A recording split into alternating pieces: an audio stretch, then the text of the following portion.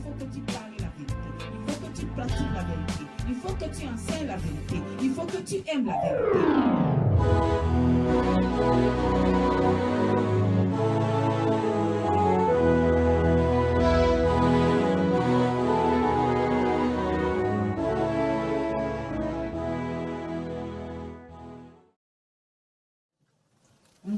En vérité, les mots me manquent pour décrire la grandeur de Dieu.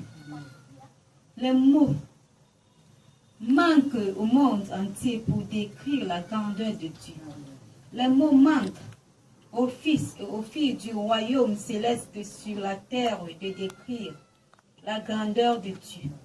Il est au plus grand que le mot grand. Raison pour laquelle il est le Dieu que nous devons louer tous les jours. Le Dieu que nous devons vénérer tous les jours. Le Dieu que nous devons adorer, adorer, adorer tous les jours. Le Dieu que nous devons Dabasia kakakaimara idora adaba inasai kaikia. Mon frère, ma soeur. Haïba inakia. Si tu respires encore, si nous respirons encore, c'est pour adorer Dieu. Haïma kadaskira kaikia kaya. Seigneur, nous te disons merci parce que tu nous donnes encore le temps de t'adorer. Tu nous donnes encore les heures pour t'adorer. Nous te disons merci pour cela. Reçois la gloire.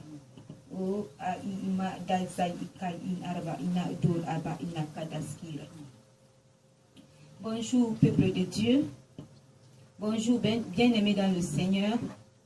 Bonjour frères, bonjour sœurs.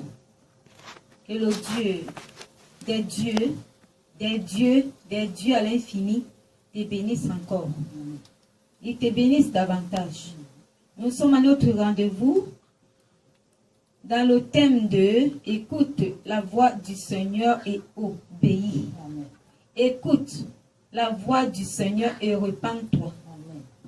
Tu peux d'abord te repentir avant d'obéir. Donc écoute la voix du Seigneur et repens-toi. Écoute la voix du Seigneur et obéis. Nous allons écouter la parole de Dieu qui va nous conduire à recevoir la lumière de ce que Dieu veut de nous et ce qu'il attend de nous. Nous écoutons la parole de Dieu dans Jacques chapitre 3, du verset 1er au 12e verset. La modération dans l'usage de la parole. Mes frères, qu'il n'y ait pas parmi vous un grand nombre de personnes qui se mettent à enseigner, car vous savez que nous serons jugés plus sévèrement. Nous blanchons tous de plusieurs manières. Alléluia. La modération dans l'usage de la parole. Quand on parlait de modération, on parlait de la manière dont nous devons nous mettre à parler.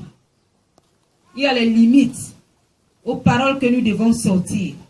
Nous allons relire encore la modération dans l'usage de la parole. L'usage, c'est la manière dont nous allons utiliser la bouche, utiliser notre langage, utiliser la parole. Nous devons modérer. La modération. Si l'auteur avait donné ce titre, c'est parce qu'il a vu que les hommes parlaient déjà un peu en désordre. Les hommes parlaient ce qu'il ne fallait pas parler. Et il a trouvé que dans la parole des hommes, il y avait beaucoup de mots qui étaient des mots blessants. Les mots qui ne reflètent pas la gloire de Dieu. Les mots qui ne glorifiaient pas le Seigneur. Alors il a dit modération. Modérer. Alléluia. Parler avec considération. Alléluia. Nous allons écouter encore. C'est que le verset, nous recommençons encore au verset 1er. Mes frères, qu'il n'y ait pas parmi vous un grand nombre de personnes qui se mettent à enseigner. Mes frères, qu'il n'y ait pas parmi vous un grand nombre de personnes qui se mettent à enseigner. Gloire à Dieu. Amen. Parce qu'il a su que s'il y a beaucoup de personnes qui vont enseigner, il y aura des enseignements qui ne viennent pas de la part du Seigneur. Certains enseigneront selon leurs pensées, selon les chairs, selon les désirs. Alors il ne faut pas enseigner parce qu'il faut enseigner. Il faut enseigner parce qu'on est mandaté d'enseigner. On est programmé par le Seigneur à enseigner. On est orienté par le Seigneur à enseigner. L'enseignement n'est pas toujours donné à tout le monde. On peut enseigner comment? Enseigner avec la vérité, par la vérité et dans la vérité. Il y avait des enseignements qui se passaient en dehors de la vérité. Alors il a dit, tout le monde ne doit pas enseigner. Tout le monde n'est pas appelé à enseigner. Alors toi qui n'es pas appelé à enseigner, ferme ta bouche. Aujourd'hui, nous nous retrouvons avec plusieurs enseignants partout dans le monde entier. Dans nos familles, nous trouvons les enseignants. Partout, il y a des enseignants. Mais qu'est-ce que tu enseignes? Qu'est-ce que ces enseignants nous donnent comme enseignement?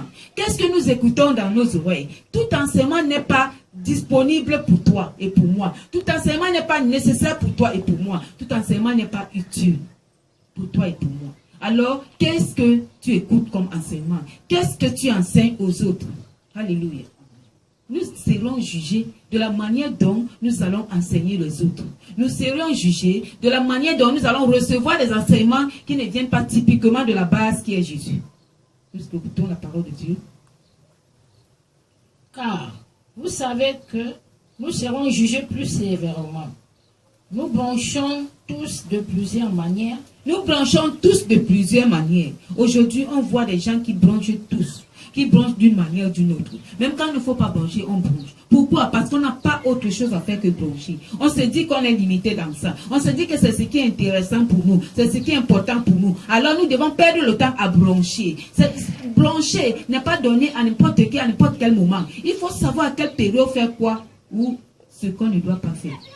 Parce que le temps presse. Le temps est tellement petit que la montre de Dieu tourne à la vitesse. Pendant que la montre de Dieu tourne, alors nous marchons, nous avançons vers la fin de notre destinée. Et pendant que nous avançons, nous devons avancer avec la richesse. Quelle richesse? La richesse de Dieu, la richesse de la vérité, la richesse qui est la connaissance de Dieu. Nous devons avancer avec ça. Dans cette richesse-là, nous devons la valoriser, nous devons la mettre en application, nous devons la mettre en compte. Et pour la mettre en compte, il faut que nous soyons des gens, des personnes qui ont compris véritablement, qui sont saisies par cette vérité qui est la connaissance de Dieu. Alléluia. Amen. Nous continuons. Si quelqu'un ne branche point en parole, c'est un homme parfait. Si quelqu'un ne branche point en parole, c'est un homme parfait. Pour manifester la perfection, on ne doit pas brancher n'importe comment. Il y a des causeries qui ne nous concernent pas. Il y a des histoires qui ne nous concernent pas. Nous ne sommes pas obligés de brancher. Quand nous devons avoir la maîtrise du langage, nous devons avoir la maîtrise dans notre esprit, notre cœur. Nous devons avoir la maîtrise même dans nos regards. Quand le regard déjà a une maîtrise, cela veut dire le regard connecte cette maîtrise à la parole ou à la bouche en quelque sorte. Alors quand notre regard a la maîtrise, et nous allons faire des choses modérément. Alléluia. Oui. Capable de tenir tout son corps en bride. Capable de tenir tout son corps en bride. Pour tenir tout son corps en bride, nous devons être repentis. Nous devons être convertis. Nous devons être transformés. Parce que le corps qui doit se tenir en bride doit être un corps qui est né de nouveau et qui suit le parcours de la nouvelle naissance. Le corps qui est né de nouveau, qui suit le parcours de la transfiguration. Le corps qui est né de nouveau, qui suit le parcours du développement, de la croissance selon le Seigneur. Alors, c'est ce corps-là, cette personne-là ne peut pas brancher. La personne-là ne parle pas n'importe comment. La parole est importante pour nous. C'est ce que nous négligeons beaucoup. Nous prenons le temps de nous détacher, nous séparer de plusieurs péchés, mais la parole, la bouche, le péché qui sort de la bouche, de notre parole, nous ne prenons pas trop le temps à considérer ce péché. Raison pour laquelle on va trouver dans ceux-là qui portent les Bibles, les rides. Les rides sont les péchés qui sont exposés. Les rides sont les grands péchés. Quand le péché est tellement grand, ça se voit à l'œil nu. Quand c'est trop petit là, certaines personnes peuvent ne pas le voir. Alors, il y a des rites dans la vie de nous qui portons la parole de Dieu. À cause du fait que nous n'avons pas la maîtrise. Nous ne sommes pas laissés briser, façonnés par le Seigneur. Oui. Si nous mettons le mort dans la bouche des chevaux pour qu'ils nous obéissent, nous dirigeons aussi leur corps tout entier. Voici même les navires qui sont si grands que poussent des vents impétueux sont dirigées par un très petit gouvernail, au gré du pilote. De même, la langue est un petit membre et elle se vante de grandes choses. Voici comme un petit feu peut embraser une grande forêt. C'est la langue, la parole. Les mots que nous sortons dans nos bouches peuvent détruire toute une nation. Les mots que nous sortons dans nos bouches peuvent construire toute une nation. Toute une nation peut être construite par la parole ou détruite par la parole. Au travers de la parole, Dieu nous a pardonné. La parole qui est Jésus. Et lui-même, Jésus, quand il était sur la croix, il a sorti la parole pour que nous soyons pardonnés. Il a dit, Père, pardonne-leur parce qu'ils ne savent pas ce qu'ils font. Et Père nous avait pardonné parce qu'on ne savait pas réellement ce qu'on faisait. Mais après la mort de Jésus, le Saint-Esprit est venu pour nous connecter au tuyau du savoir, de la connaissance, pour que désormais, quand nous nous mettons à agir, à parler, que nous soyons ceux-là qui ont la connaissance, pas les ignorants. La langue qui met du feu dans les familles aujourd'hui. La langue qui trouble les nations, les mariages, la langue qui détruisent les bonnes relations, la langue, la parole, qui sépare les mariés, qui sépare les frères et sœurs, la langue qui sépare les mères et les pères, la langue qui sépare les enfants et les parents, la langue, les paroles qui sortent de la bouche. Quelles sont les paroles qui sortent de ta bouche? Quelles sont les paroles que je sors de ma bouche? Quelles sont les paroles que nous recevons? Nous semons dans le monde. La parole est une semence.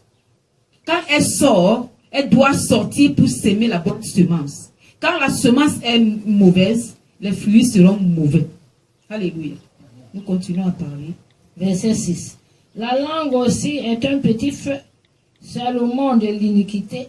La langue est placée parmi nos membres, souillant tout le corps. Souillant tout le corps. Comprenons une chose, que quand nous sortons des paroles négatives, les mêmes paroles-là nous transforment en négatifs, se réalisent dans nos vies, se sèment dans nos vies et nous transforment en des personnes négatives. Alors, tout ce que nous sortons dans nos bouches, ça se réalise, ça s'impacte dans notre vie. C'est la raison pour laquelle on voit certaines personnes qui ont l'habitude de sortir certaines paroles, ils sont comme ces paroles-là. Pourquoi? Parce que cette parole est captive. Cette parole s'impacte en eux et donne l'image, se présente, se pose comme une lumière. Mais cette fois-ci, une lumière, une mauvaise, en quelque sorte, comme des ténèbres. Alors, faisons attention à ce que nous pouvons dire.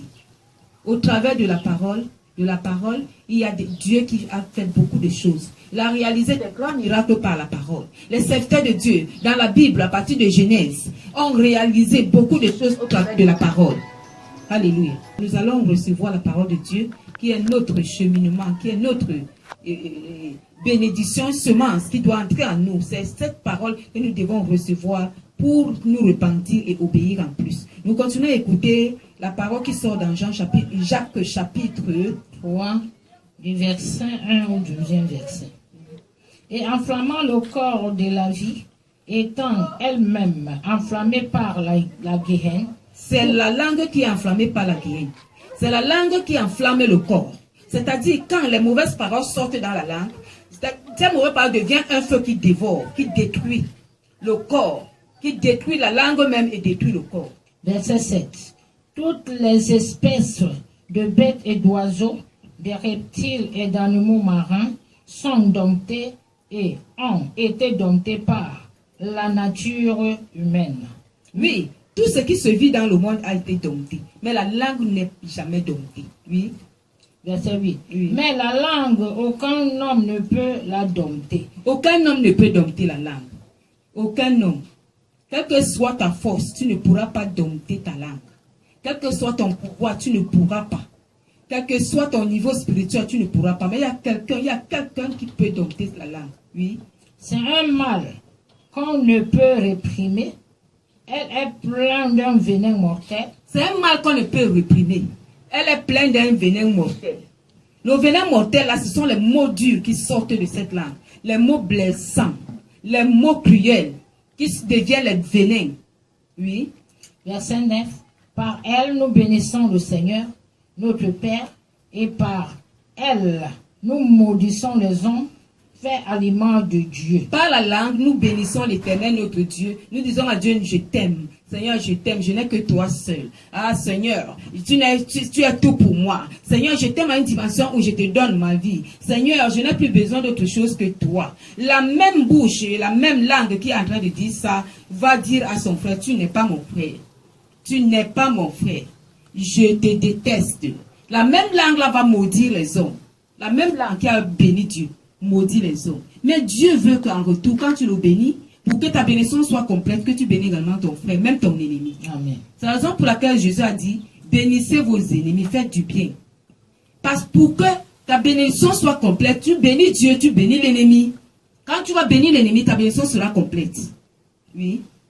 Verset 10. De la même langue sortent la bénédiction et la malédiction. De la même langue sortent la bénédiction et la malédiction. Mais est-ce que un robinet peut sortir l'eau fraîche, l'eau pure et au même moment l'eau impure?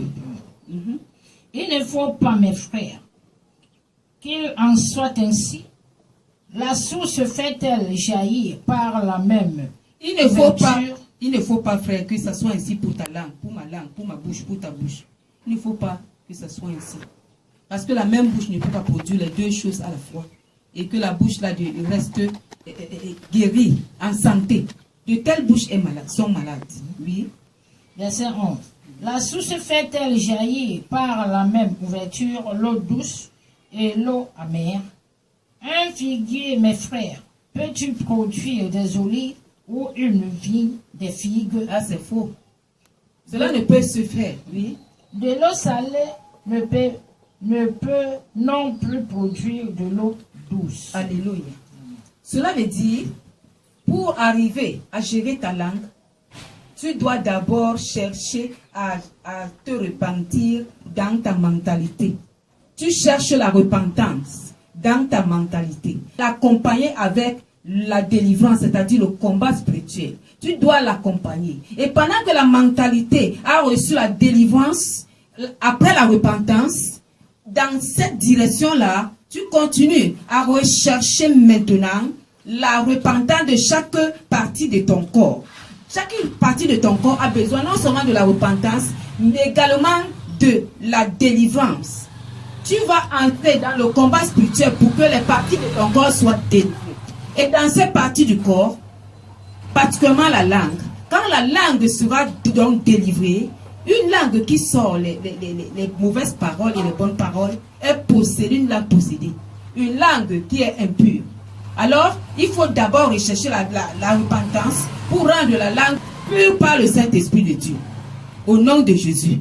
Après, tu cherches maintenant, par le Saint-Esprit de Dieu, dans les prières, la délivrance de ta bouche entière, de ta langue, de tes lèvres, de tes dents, de tes gencives. Oui, parce que tous les mots qui sont sortis ont sali, ont impuré ta bouche.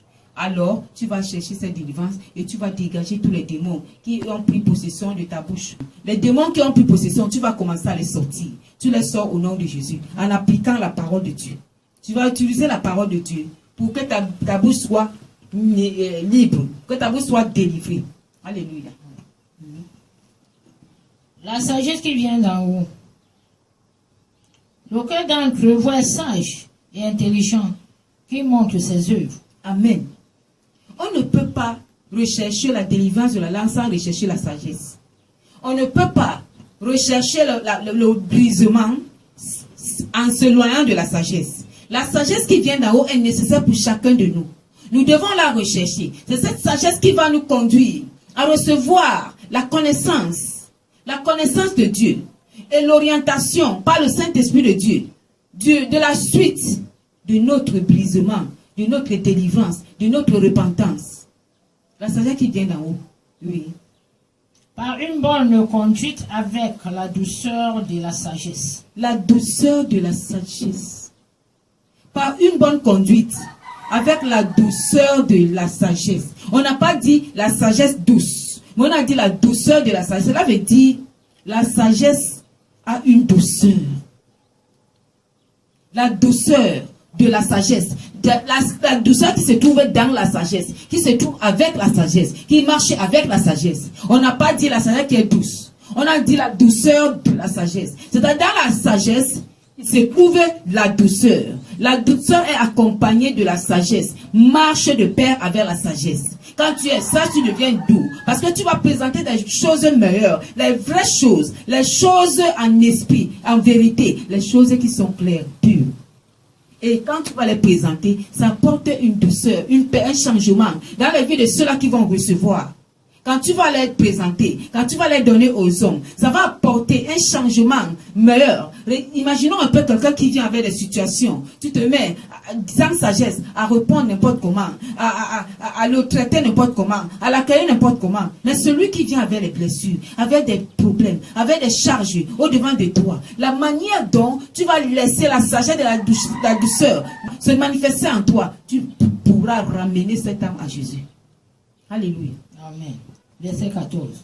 Mais si vous avez dans votre cœur un zèle amer et un esprit de dispute, ne vous glorifiez pas et ne mettez pas contre la vérité. Alléluia. Ne mentez pas contre la vérité. Amen. Nous trouvons le zèle amer partout. Le zèle amer est un zèle qui n'a pas de fondement.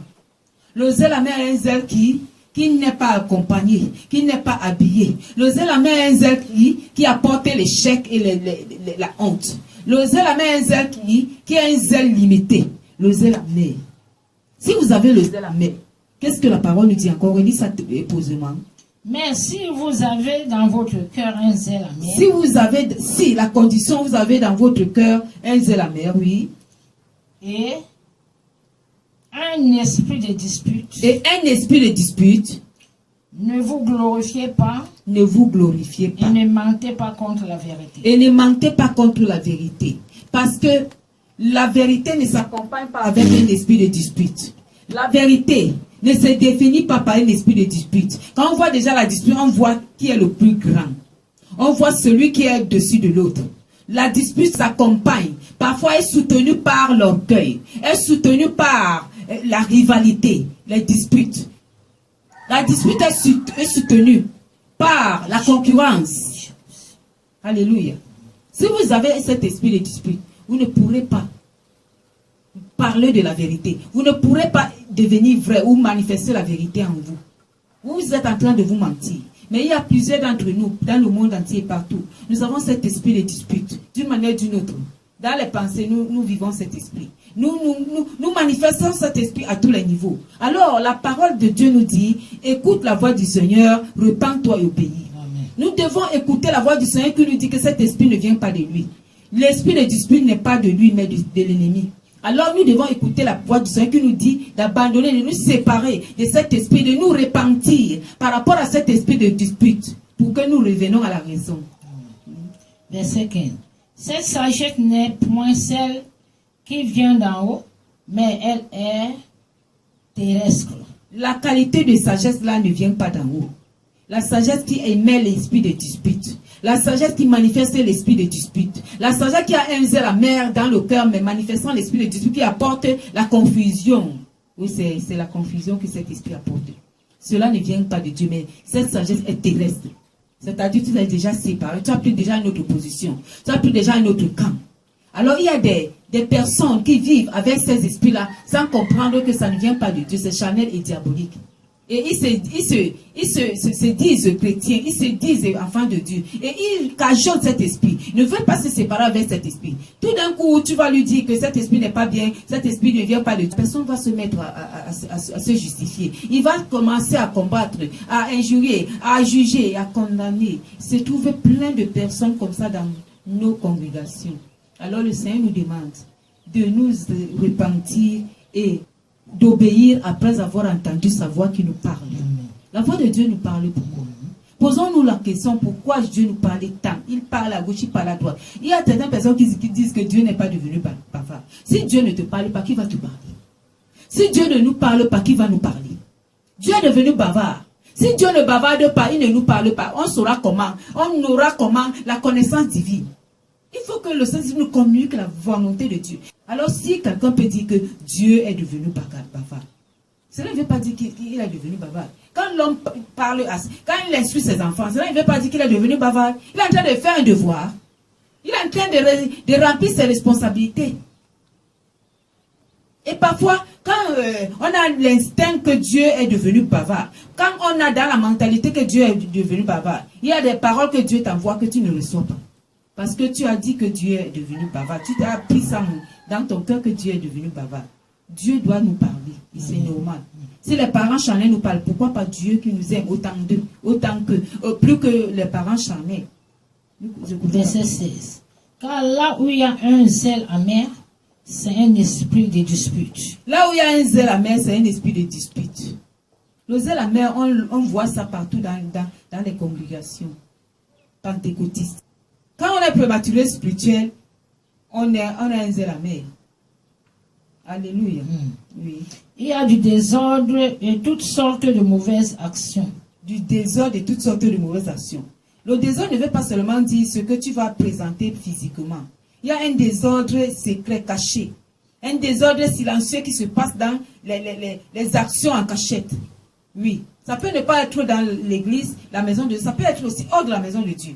Il y a un désordre qui se passe par moment. Dans les racontages, dans les compagnies, surtout des jeunes sœurs et des jeunes frères qui ont épousé la main. Alors on voit toujours l'esprit de dispute qui n'est pas loin de nous. Oui. La sagesse d'en haut est premièrement pure. Notre héritage, c'est la sagesse d'en haut. Ce que nous devons désirer comme richesse dans ce monde, c'est la sagesse d'en haut qui est pure. C'est cette sagesse que nous avons besoin d'en avoir.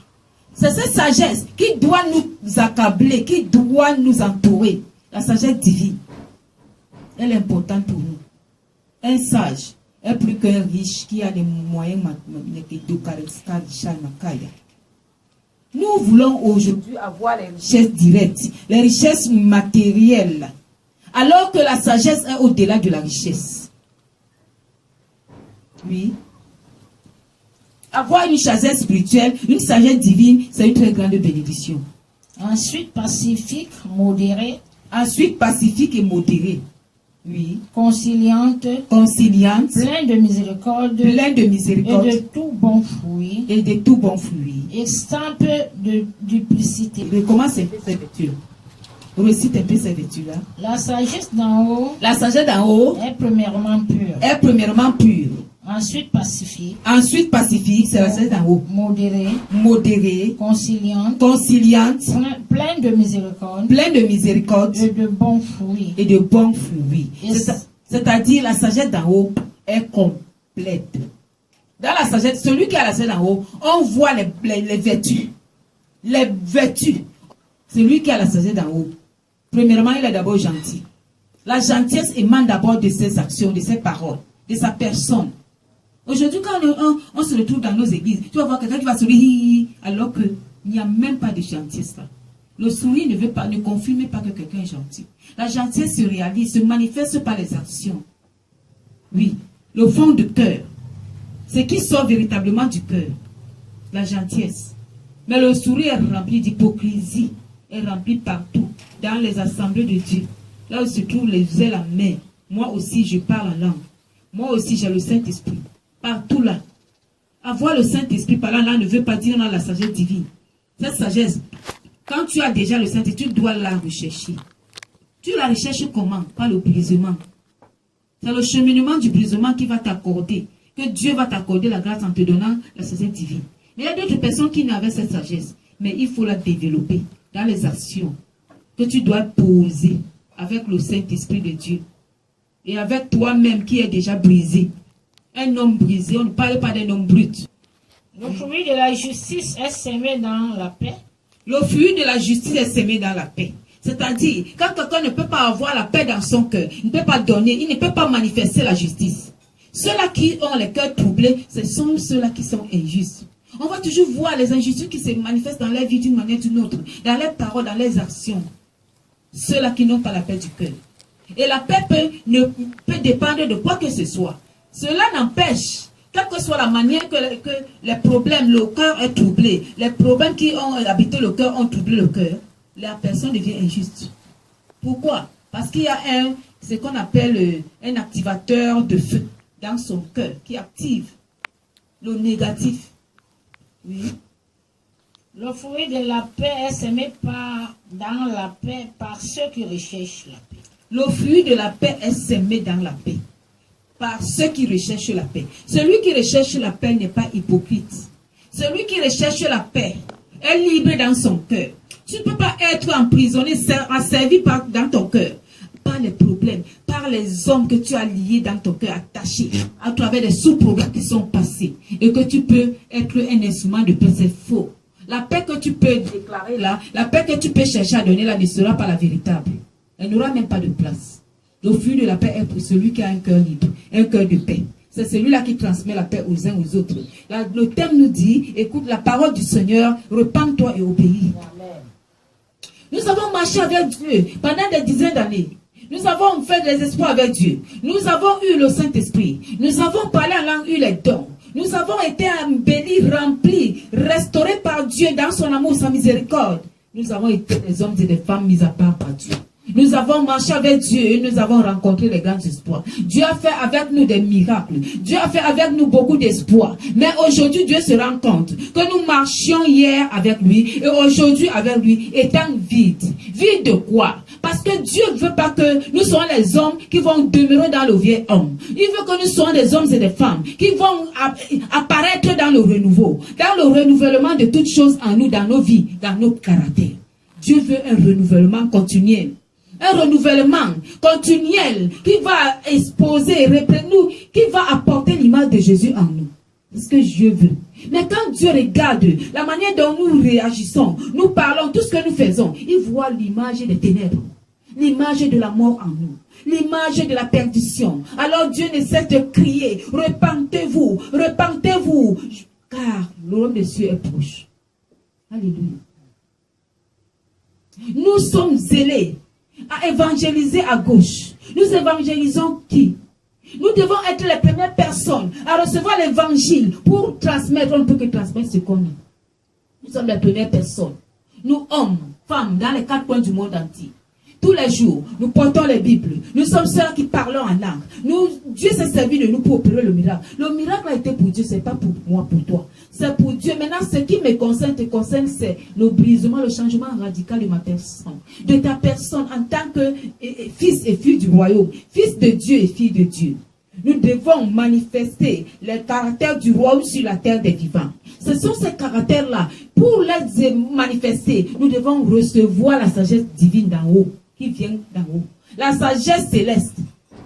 Et aujourd'hui, nous nous sommes localisés dans la sagesse terrestre à cause des petits biens passagers qui sont dans le monde entier, qui ne nous concernent même pas, que nous ne pourrons même pas en avoir étant dans la paix.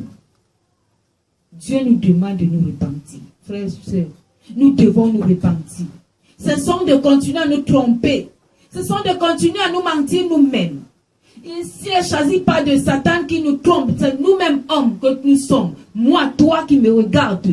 Nous nous mentons à tous les niveaux. Nous sommes les corrompus. Sortons de la corruption à tous les niveaux dans nos vies. C'est pas parce que tu es dans ta maison avec ta femme et ton enfant, tes enfants, que vous êtes en bon accord avec Dieu. C'est pas parce que vous êtes là, vous mangez le matin, la nuit, tous les jours. Vous pouvez avoir un peu quelque chose pour manger. Vous pouvez avoir un peu quelque chose pour vous vêtir. Vous pouvez avoir quelque chose dans les poches. Ça ne veut pas dire que vous êtes en bon accord avec Dieu, que vous êtes devenus les amis de Jésus. Dieu nous appelle à un examen de conscience pour que nous nous repentons. La colère de Dieu viendra bientôt sur la terre des vivants. Qui pourra l'échapper sans la repentance? La repentance est nécessaire pour nous tous. Frères et sœurs dans le Seigneur qui m'écoutent en ce moment, qui nous écoutent en ce moment. Quand Dieu nous parle, c'est pour que nous revenons. Parce qu'il a vu que nous sommes partis. Nous nous sommes détachés de lui. Nous avons fui la maison paternelle. Nous avons fui la circonférence de l'Éternel. Nous sommes quittés du noyau familial céleste sur la terre. Dieu nous appelle à la repentance. Alléluia. Notre Père et notre Dieu. Nous rendons gloire, honneur à ton amour, Père, qui a encore couvert ses enfants. pour les maintenir à ta volonté parfaite de Dieu. Béni sois-tu, Seigneur, notre Père et notre Dieu. Te disons merci pour les ossements. Te disons merci pour toi en tout. Reçois la gloire au nom de Jésus. Ma soeur, mon frère, en ce moment, bien-aimé dans le Seigneur, pendant que tu as été connecté, tu as reçu l'appel. L'appel, tu as écouté la voix de Dieu. L'appel de Dieu, parce que c'est Dieu qui t'a appelé à être en ce lieu-là. En ce lieu, il t'a connecté et orienté dans cette chaîne pour que lui, Dieu te parle. Que tu écoutes sa voix. Lui, que tu écoutes. Et c'est lui qui t'a donné la capacité par le Saint-Esprit de Dieu de recevoir ce que tu as reçu pendant cette période. Alors ce que tu as reçu, garde ça soigneusement, accompagné du Saint-Esprit de Dieu qui va te couvrir de protection par son feu, afin que l'ennemi ne puisse plus jamais dérober ce que tu as reçu en cet instant. Et que cela devienne un témoignage pour toi, que Dieu t'a encore ramené à la repentance, tu es encore né de nouveau, tu t'es repenti davantage et que la repentance t'a rendu libre. Que la liberté que tu as reçue soit scellée dans le sang de Jésus. Et reçois la paix. Au nom de Jésus-Christ, j'ai prié. Alléluia. Amen.